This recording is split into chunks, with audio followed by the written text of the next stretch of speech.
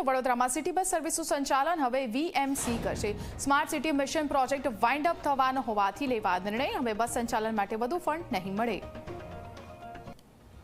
રાજ્યમાં 17 નવા તાલુકાઓની થશે રચના। વાપીમાંથી બનશે નાના બોંઢા તાલુકો, વાવમાંથી ધરણીધર, સોનગઢમાંથી ઉકાઈ તાલુકો બનશે, સંતરામપુરથી ગોધર, મહુવાથી અંબિકા તાલુકો બનશે, બાયડમાંથી સાઠંબા, માંડવીમાંથી અરેઠ તાલુકો બનશે, લુણાવાડામાંથી કોઠંબા, કાંકરેજમાંથી ઓગળ તાલુકો બનશે।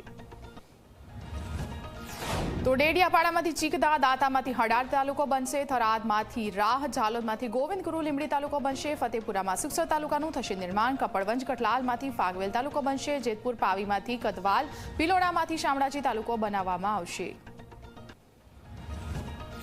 બનાસકાંઠામાં હવે 8 તાલુકાનું વિભાજન કરી 10 તાલુકા રહેશે। પાલનપુર, વડગામ, દાંતા તાલુકો બનાસકાંઠામાં રહેશે, અમીરગઢ અને ડીસા તાલુકો બનાસકાંઠામાં રહેશે, કાંકરેજ, ધાનેરા, દાંતીવાડા બનાસકાંઠામાં રહેશે, ઓગળ અને હડાદ તાલુકો પણ બનાસકાંઠામાં જ રહેશે।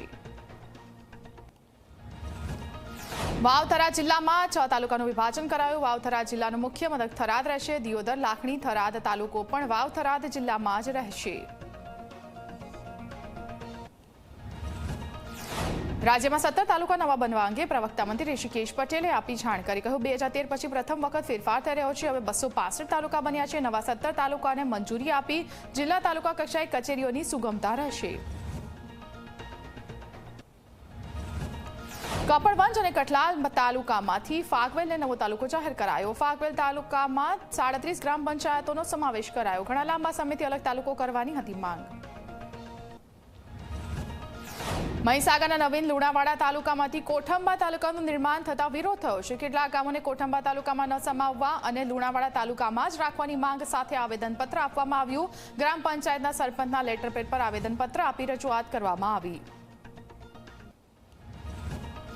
ધાનેરાને બનાસકાંઠામાં જ રાખવાના નિર્ણયના પગલે ધાનેરાવાસીઓમાં ખુશી। ધાનેરાવાસીઓએ સરકારના નિર્ણયને હોંશે હોંશે વધાવ્યો। અનેક આંદોલનો બાદ હવે આખરે લેવાયો છે નિર્ણય। થરાને ઓગળ તાલુકો બનાવાતા કાંકરેજના કોંગ્રેસના ધારાસભ્ય અમૃતજી ઠાકોરે વ્યક્ત કરી ખુશી। ધારાસભ્ય અમૃતજી ઠાકોરે સરકારનો આભાર માન્યો। કાંકરેજને બનાસકાંઠામાં રાખવામાં આવે તેવી જનતાની માંગને પૂરી કરાઈ। તો નવા તાલુકાની રચના પર અપક્ષ ધારાસભ્ય ધવલસિંહ ઝાલાએ માન્યો સરકારનો આભાર। મુખ્યમંત્રી ભૂપેન્દ્ર પટેલનો તેમણે ખાસ આભાર માન્યો। આ નિર્ણય સ્થાનિક સ્તરે શાસનને વધુ મજબૂત બનાવશે અને વહીવટી તંત્રની કાર્યક્ષમતામાં સુધારો થવાની શક્યતા છે એવું પણ તેમણે કહ્યું।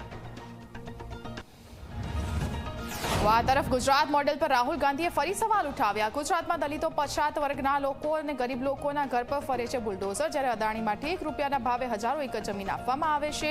ગાંધીનગરના પેથાપુરમાં 400થી વધુ પરિવારને સરકારે બનાવી દીધા બેઘર।